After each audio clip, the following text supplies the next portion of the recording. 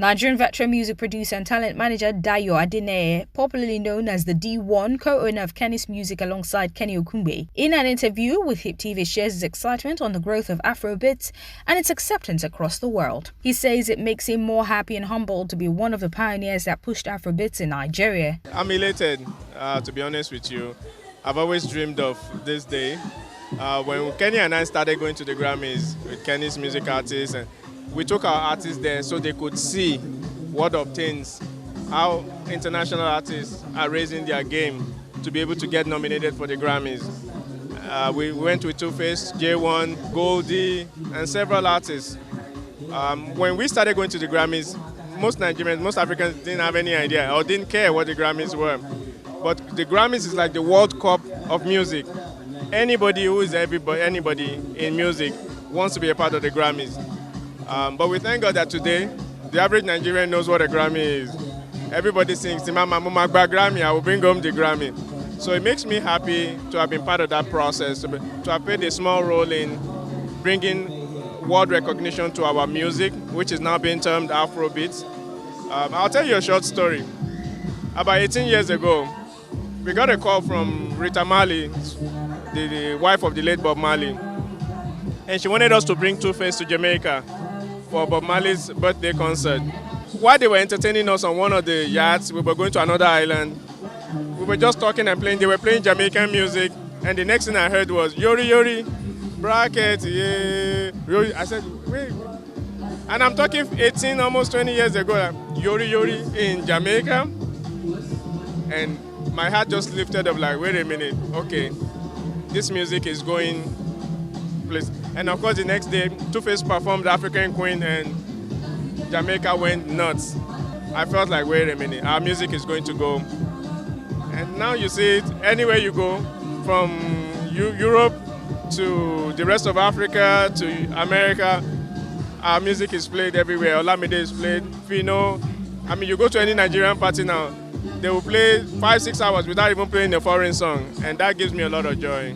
Kenny's Music was also known for talent management. They managed the likes of Essence, J1, KSB, and many more.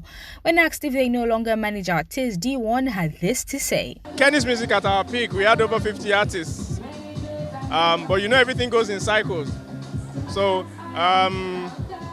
just like there were those that came before us. I mean, before the days of Kenny, there were Phono Disc, there were other record labels.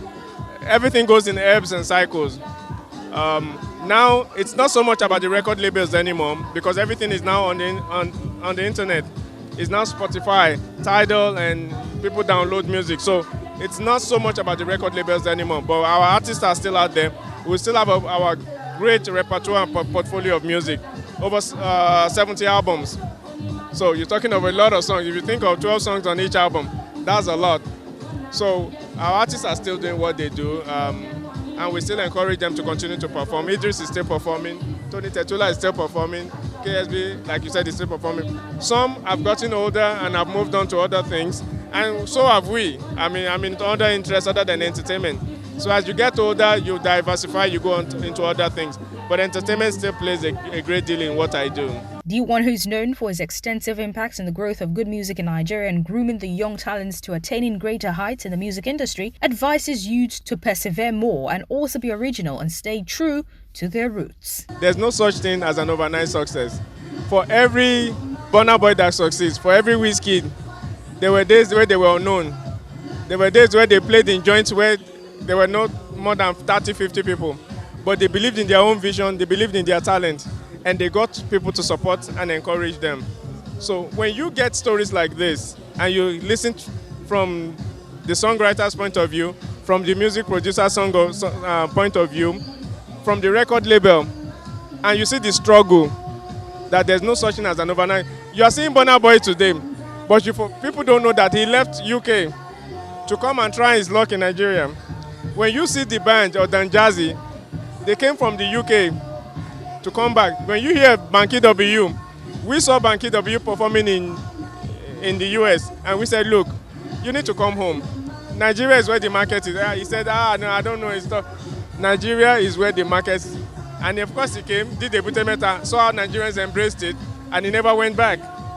So when you watch this, you learn about perseverance, continue to strive, and you see others that have done it before you, and then that will encourage you and say, wait a minute, if Burna Boy can do it, if Whiskey can do it, Paul Play, Dairo, Idris Abdul Karim, 20 years in the business, if Tu Baba can do it, over 20 years in the business, I must not give up. You will keep trying.